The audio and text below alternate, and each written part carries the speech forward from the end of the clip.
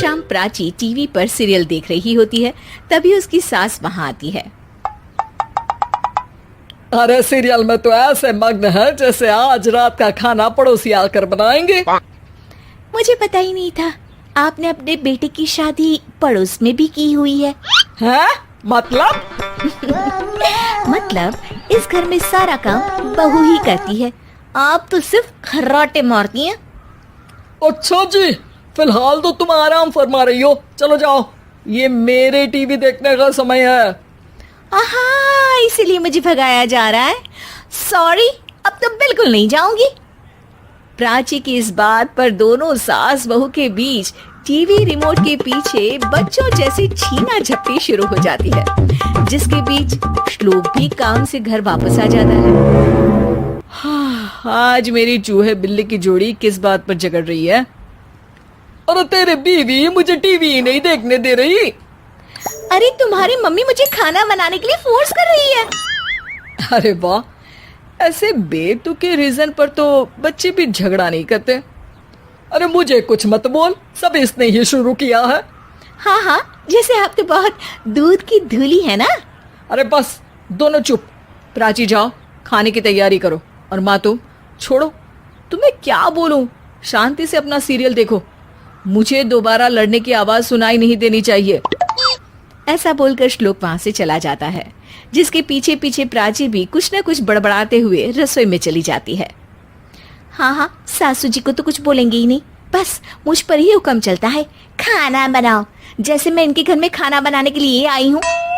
इसी तरह शाम बीतती है और रात को श्लोक और प्राची की सास खाना खाकर सोने चले जाते हैं, लेकिन प्राची गुस्से में कुछ खाए बिना काम में ही लगी रहती है।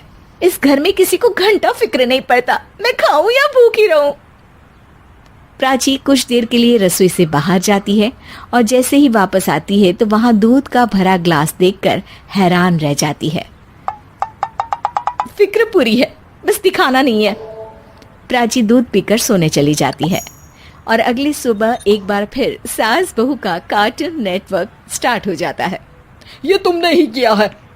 अरे अजीब जबरदस्ती है, मैं बोल रही हूँ मैंने कुछ नहीं किया। दोनों ने मिलकर पूरे घर को पागल खाना बनाया हुआ है। यहाँ कोई नॉर्मल इंसान तो रह ही नहीं सकता, इसीलिए अब पड़ोसी क्या रिश्तेदार भी घर आने से कतराते हैं। और सुन बेटे, तू भी चंगा, तेरी माँ भी चंगी, तेरी बीवी भी चंगी, रिश्तेदार। हाँ जी, आपको नहीं पता क्या, गंगाधर ही शक्तिमान है, रिश्तेदार ही। हाँ हाँ, बस समझ गया। कभी जानवरों जैसे लड़ेंगी तो कभी जुगलबंदी करेंगी। भाई मैं आप दोनों के बीच में नहीं फंसना चाहता। सास बहू की इस मन मौजी जोड़ी से परेशान होकर श्लोक अपना सिर खुजलाता वहां से चला जाता है। चलो अब मैं भी कीर्तन में जा रही हूँ।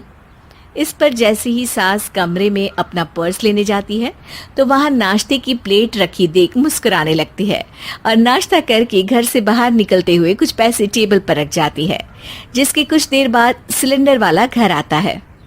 ओ मोरी मैया, मैं सिलेंडर के बारे में तो बिल्कुल भूल ही गई थी।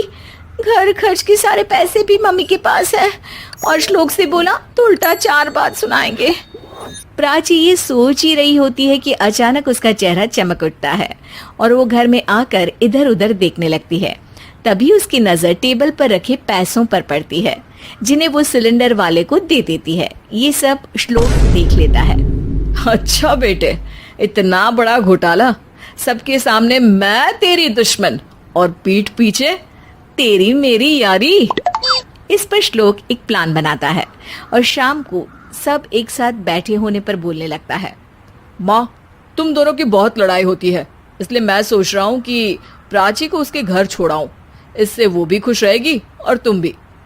अचानक श्लोक की ये बात सुनकर सास बहू शौक से उसकी तरफ देखती हैं। अरे ऐसे कैसे घर छोड़ाओगे, मुझे कहीं नहीं जाना। अरे तुमने बोला नहीं पर मैंने सुन लिया, तुम्हें मम्मी के साथ रहना अच्छा नहीं लगता, मुझे पता है।